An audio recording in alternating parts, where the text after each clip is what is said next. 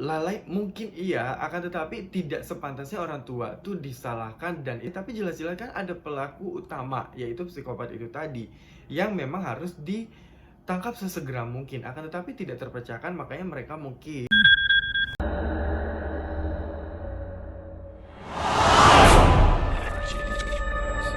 Halo, selamat datang kembali di DQ Time Story. Ya, di story gue kali ini gue tuh bakal ngebahas kasus penculikan yang dilakukan oleh para psikopat kepada anak-anak di bawah usia. Pelajaran buat kita semua biar lebih waspada kepada keluarga kita atau adik kita atau buah hati kita atau siapapun itu yang emang patut kita lindungi ya, yang memang harus masih dalam pengawasan kita, itu lebih baik lebih waspada lagi. Biar kalian tahu untuk cerita selengkapnya, nonton video ini sampai habis. Dan gue ingetin juga kepada kalian, channel gue ini tidak hanya membahas untuk horor, misteri, dan juga fakta sejarah. Jadi untuk kasus yang pertama ini merupakan kasus yang datang dari negeri Malaysia. Dan ini kasus tuh heboh banget pada di tahun 2007, tepatnya di tanggal 20 Agustus 2007. Ini merupakan kasus yang sangat mengerikan sepanjang sejarah Malaysia mengenai kasus penculikan terhadap anak ini. Ketika ada salah satu anak dari pasangan Jazilim Abdul Jalil dan Norazian Bistaman. Kalau di sana mereka nyebutnya kasus Ade Nurin, ya. Nah, kasus Ade Nurin ini bermula ketika jadi di dekat rumahnya si Nurin ini ada pasar malam. Kalau zaman dulu tuh heboh banget pasar malam, sama kayak di kampung gue juga sering tuh pasar malam zaman gue kecil dulu. Nah, pergi dari rumahnya sekitar jam 8, setengah 9 malam. Sekitar setengah 9 malam dia pergi ke pasar malam itu, izin ke emaknya kalau dia pengen beli jepit rambut yang biasa digunain dia buat pergi ke sekolah. Karena itu rumahnya tuh deket banget dari pasar malam itu. Jadi orang tuanya juga nggak khawatir, dia izin ke emaknya kalau pengen beli jepit rambut itu, dan emaknya juga biasa aja, oke-oke aja, karena emang emaknya pikir ya udah sih dekat dari rumah ini, nggak usah dikhawatirin, toh juga dia biasanya bolak-balik juga karena itu jalan dia pergi ke sekolah juga. Ketika dia pergi ini biasanya tuh dari rumah tuh nggak bakalan lebih dari 10 menit karena deket banget kata emaknya tuh. Nurin tuh nggak balik-balik lagi ya. Jadi kekhawatiran emaknya yang tadinya emaknya tuh santai banget, setelah ditunggu beberapa menit, beberapa jam, dan akhirnya emaknya lapor ke polisi kalau si Nurin ini udah hilang. Mereka belum tahu tuh sebenarnya Nurin ini hilangnya tuh hilang gimana. Akan tetapi tepatnya di tanggal 17 September 2007 atau 1 bulan setelah kasusnya si Nurin ini hilang, tiba-tiba di tanggal 17 September pagi, masih di tahun yang sama 2007 juga, di depan salah satu toko dekat rumahnya si Nurin itu juga ada tas olahraga yang berisikan jenazahnya si Nurin tadi. Mohon maaf banget, ini jenazah Nurin tuh udah kurus banget ya. Terus di alat vitalnya itu terdapat terong sama mentimun di dalam alat vitalnya. Kondisi Nur ini udah jauh berbeda dari pada saat dia pertama hilang. Jadi udah kurus banget, udah nggak dikenalin oleh pihak keluarganya juga. Namanya anak kecil kan, perubahan wajahnya juga cukup cepat ya. Nah, setelah dilakukan tes DNA ternyata itu positif, itu Nurin. Jadi karena ini tuh Nurin ini dikenal anaknya periang, suka nyapa, riang lah, karena jadi yang kehilangan itu bukan dari keluarganya aja, tapi dari lingkungan sekitar pun juga merasa kehilangan ya. Singkat cerita, kasus ini tuh kalau kita sebut sekarang tuh viral.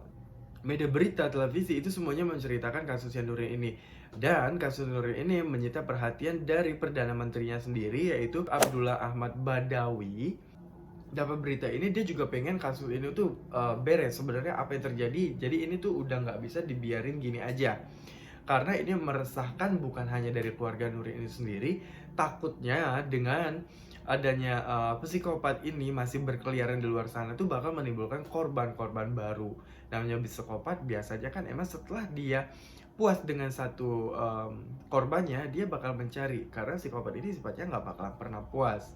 Akan tetapi karena emang belum tahu juga kasus ini tuh siapa pelakunya, seperti apa pelakunya ya. Inspektur Jenderal dari kepolisiannya ini yang bernama Bapak Musa Hasan bilang kalau ini tuh gimana kalau kasus ini tuh kita cek dulu ke pihak keluarga atau disebabkan oleh kelalaian dari pihak keluarga. lalai mungkin iya, akan tetapi tidak sepantasnya orang tua tuh disalahkan dan tapi jelas-jelas kan ada pelaku utama yaitu psikopat itu tadi yang memang harus ditangkap sesegera mungkin. Akan tetapi tidak terpecahkan, makanya mereka mungkin kalau kita sebut dengan mencari kambing hitam atau mungkin biar case close kasus ini, jadi menyalahkan pihak keluarga. Akan tetapi ini menimbulkan kecaman dari semua rakyat negeri Malaysia. Jadi ini juga menyita perhatian dari Ketua Yayasan Pencegah Kejahatan Malaysia. Jadi dia menyarankan kalau memang di 2007 itu kan emang juga udah cukup canggih ya. Udah banyak CCTV juga di beberapa jalan utama, beberapa toko. Karena gue tahu Kuala Lumpur itu udah bisa dibilang negaranya cukup maju. Jadi emang benar keputusan ini diambil. Jadi diambil dari rekaman CCTV di depan toko tersebut. Dapat CCTV ini memang kualitasnya memang belum sebagus sekarang. Akan tetapi rekaman dari CCTV ini dikirim ke FBI langsung. Biar menyempurnakan rekaman ini, biar tahu nih plat nomornya berapa, pelakunya siapa aja. Nah setelah dikirim ke FBI, rekaman pertama itu menunjukkan kalau ada, menurut saksi mata, nggak lama dari kejadian itu, kalau di sini tuh ada 5 orang yang dicurigai dan ditangkaplah 5 orang yang dicurigai, yaitu 4 laki-laki dan 1 perempuan. Akan tetapi untuk 1 perempuan yang pertama ini setelah dilakukan interogasi, perempuannya langsung dikeluarin karena nggak cukup bukti menuduh perempuan itu, jadi bebas nih perempuan.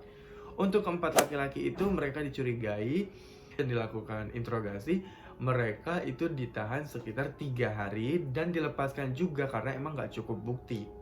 Nah, karena dari pihak polisian juga belum bisa melakukan penangkapan terhadap pelakunya ini tadi, jadi pihak kepolisian negeri Malaysia pun mengadakan sayembara barang siapa yang bisa menemukan pelaku atau yang berhubungan, memberikan informasi yang berhubungan dengan kasusnya si Nuri ini bakal diberikan dengan senilai 10.000 ringgit Malaysia atau 35 juta rupiah. Ya. Nah, karena ini kasusnya menyita perhatian rakyat Malaysia, salah satu pengusaha Malaysia juga, karena dia tergugah hatinya biar kasus ini tuh selesai dan tidak meresahkan rakyat negeri Malaysia juga ya.